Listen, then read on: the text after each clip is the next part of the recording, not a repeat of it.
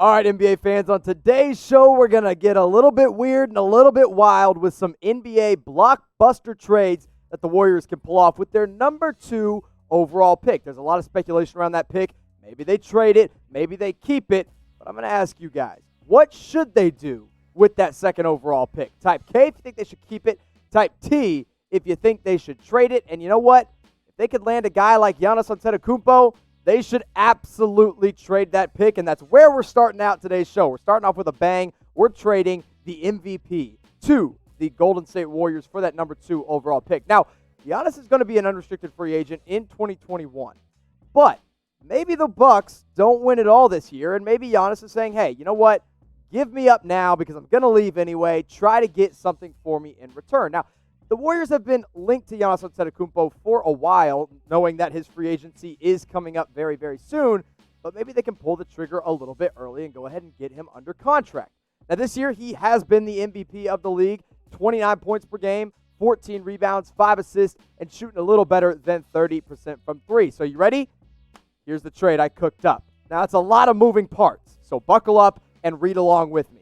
You got Giannis, Ersan Ilyasova, DJ Wilson, who's actually been a pretty nice young piece for the Bucks at times, and Giannis's brother going to the Golden State Warriors in exchange for Andrew Wiggins, who they just traded for, Draymond Green, who just signed a new contract, but maybe they're like, we'll give you up if we can get Giannis, and not 1, not 2, but 3 first-round picks, including the number 2 overall pick this season, and then next year's pick is going to be the Timberwolves pick. Now, I know a lot of people might be saying, wait, you can't trade first-round picks in back-to-back years. Well, you can as long as you have a first-round pick. And in 2021, if they're trading Minnesota's, they will still have their own pick that year.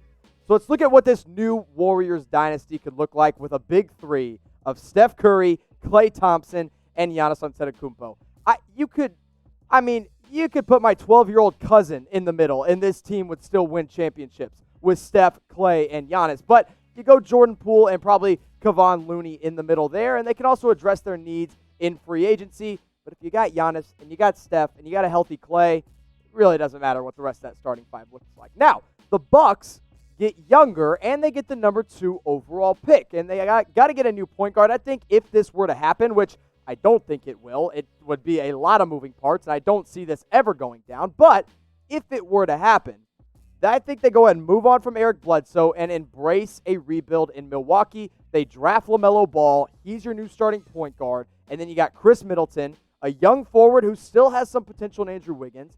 And then Draymond Green and Brook Lopez in the middle, which maybe they can flip some of those guys for some draft picks as they look to embrace the tank and embrace a rebuild for the Bucks. Now, if Giannis does leave Milwaukee, which as of right now, I really don't expect to happen. I think Giannis is going to be the Kobe Bryant of the Bucks, the Dirk Nowitzki of the Bucks. I think he will be there for his entire career. But let's play a little hypothetical.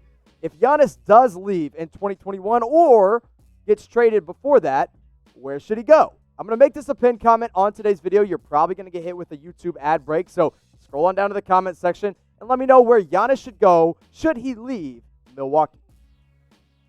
Now let's talk about LaMarcus Aldridge of the Spurs. So I've got some pretty wacky and wild trades with guys like Giannis and some other big names later in the show, but I also want to keep it somewhat realistic, and I do think LaMarcus Aldridge is a realistic target with that number 2 overall pick. Now, the Spurs are probably looking to go ahead and get a rebuild started in San Antonio, especially if, and the rumor is, that Popovich goes somewhere else. I don't think he will. I think Pop will stay, but if he leaves, they might as well trade Aldridge too, right? Well, maybe Aldridge to the Warriors does make some sense. Now, he's had some injury problems, and he's 35 years old, but let's say they pull off this deal. Here's what I think a trade could look like involving the Warriors and the Spurs. You trade LaMarcus Aldridge, and then the Spurs actually have the 11th overall pick and the 41st overall pick in the second round to the Warriors in exchange for Andrew Wiggins, because you got to make that money work, and the Spurs want to get younger, and the number 2 pick in this year's draft, because that's what these trades are all centered around. Now, you look at my big board from 11 to 15 and who some guys are that the Warriors could find in that range. You've got sharpshooters like Devin Vassell out of Florida State.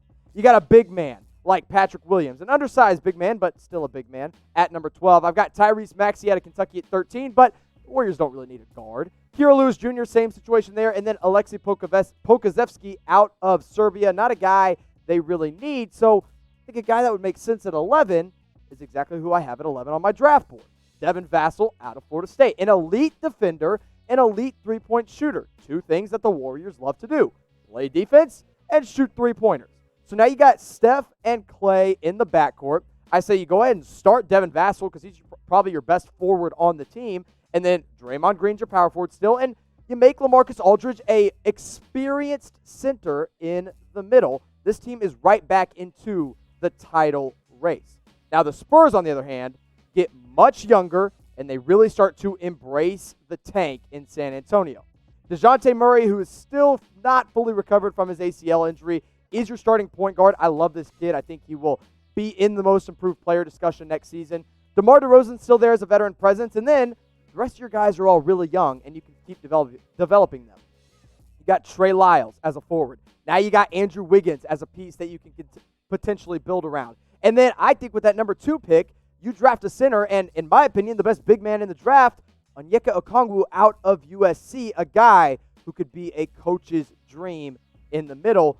All of a sudden, the Spurs are beginning to look toward the future. Now, as we look toward the future of hopefully getting back into NBA arenas very, very soon, once we get back there, you're going to have to wear a mask. So go to chatsports.com/NBA mask. Wear your favorite team on your face all the time. Keep yourself and keep others safe and healthy, and do it all while repping your favorite team. Thanks to our friends at Fanatics. Chatsports.com/NBA mask has all the mask designs you want, and you can get them in 1, 2, 3, or packs of 4. Now let's keep going with the blockbuster trades, and we're going to get a little wild once again with Ben Simmons of the Philadelphia 76ers. Now, we all know the Philadelphia 76ers just fired Brett Brown, and maybe they're looking to trade Ben Simmons or Joel Embiid as well. Now, we all know that back in the day, earlier around the trade deadline, the Sixers and the Warriors did discuss a D'Angelo Russell and Ben Simmons trade, but that never happened. Ben Simmons this year has been amazing. 16.4 points per game, 8 assists, 8 rebounds, finishing 58% of his shots, and in my opinion, first team all defense. Probably the best defensive, I guess, quote-unquote, guard in the NBA. And he would very much benefit from having the floor spacing that the Golden State Warriors have, because we all know the one knock on Ben Simmons' game is that the dude can't shoot. Well, you know who can shoot? Everybody else on the Warriors. So let's say they pull this off. I think straight up the Warriors get Ben Simmons in this deal. The Sixers, in exchange, get Andrew Wiggins, Jordan Poole, who's kind of just a filler there, the number 2 pick, but also Minnesota's first-round pick next year, which will probably be, once again, a lottery pick, if not right outside of the lottery. So then you switch it over and you look at what the Warriors might look like with Ben Simmons running the show. I say just throw Ben Simmons in at point guard, let Steph run off the ball and Klay Thompson. You've got 3 guys around Ben Simmons that can knock down a 3 in Steph, Klay, and Draymond, even though, admittedly, Draymond had a down year. And then your center position you could probably address in free agency, but for now, you do have Kevon Looney. If he's healthy, still a solid option to start at the center position. The 76ers, on the other hand, get a little bit younger. They keep building around Joel Embiid, and in all honesty, this lineup might be better than what they have on the floor right now. You go out and you draft LaMelo Ball with the number 2 overall pick. You run him next to Josh Richardson in the backcourt. Now you put Andrew Wiggins in as the starting small forward, and Tobias Harris and Joel Embiid are your quote-unquote big men with guys like Shake Milton, Al Horford, all coming off the bench for the Sixers. This team stays competitive, but also gets younger. I do think that trade would work out in Philly's favor. Now, maybe on the flip side, the Warriors are the team that say no, but we just have to wait and see how that goes down. So let me ask you this question. I'm going to pose it to you. Is it time for Philly to blow it up? They were the 6th seed in the Eastern Conference. They dealt with a lot of injuries. They were swept in the first round by the Boston Celtics without Ben Simmons. They've already fired their coach, but Elton Brand is saying, no. We don't want to trade Ben Simmons and Joel Embiid. We want to build around those two. But maybe you're one of those NBA fans that disagrees. So let me know. Should Philly blow it up? Type Y for yes or type in for no. So let's get back on the more realistic player that the Warriors can target with that number 2 pick. Kevin Love of the Cleveland Cavaliers. Listen, Kevin Love doesn't fit with Cleveland's timeline. They're getting younger. They've got Colin Sexton and Darius Garland and Cedi Osman. He is old and he's injury prone. Remember, back in the day, a trade to the Golden State Warriors nearly happened from when he was with the Minnesota Timberwolves. And then instead, it was Wiggins flipped for Love, and maybe that happens again in this scenario. Now, you put them side by side. They both have absolutely miserably bad contracts, but they're both still putting up very decent numbers. Kevin Love still owed $92 million over the next 3 years, while Wiggins, on the other hand, is owed $95 million over the next 3 years. So you know what? Both bad contracts, but both still productive players. Both these teams have top 5 picks. I think this is just a straight-up swap.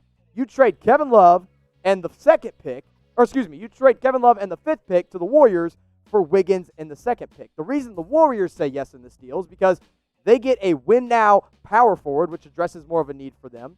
And the Cavaliers say yes because you get a younger wing and you move up a couple spots in the draft. So the Warriors get that 5th pick and Kevin Love. This starting 5 is championship caliber, easily. Steph Curry, Klay Thompson, Draymond Green, Kevin Love, and I believe James Wiseman still available at 5.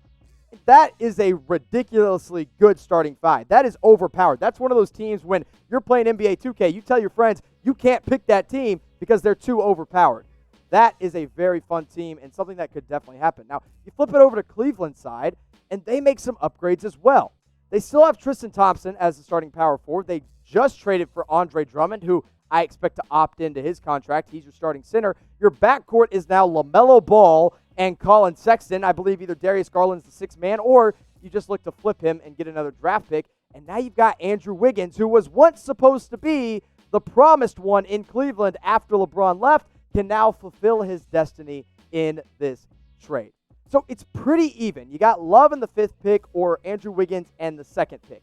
Which one would you rather have as an NBA fan? If you'd rather have Love and the 5th pick, type L. If you'd rather have Wiggins and the 2nd pick, type W. So I'm going to actually type my L here because I do think Kevin Love is the better, more efficient player. And 2 to 5 in this draft, not that big of a drop-off when you really look at it. So let's go to one more trade idea. And this one we're going to get a little bit more out there as well. Not as out there as the Giannis trade, but it's still out there. We're going to go to the other side of the Philadelphia duo with Joel Embiid. Now, I think Embiid is much less likely to be traded from Philly than Ben Simmons is because I do think Embiid is the 2nd best big man in the NBA behind Nikola Jokic. But Golden State doesn't have a center, and that is the one thing that is really lacking in that starting 5.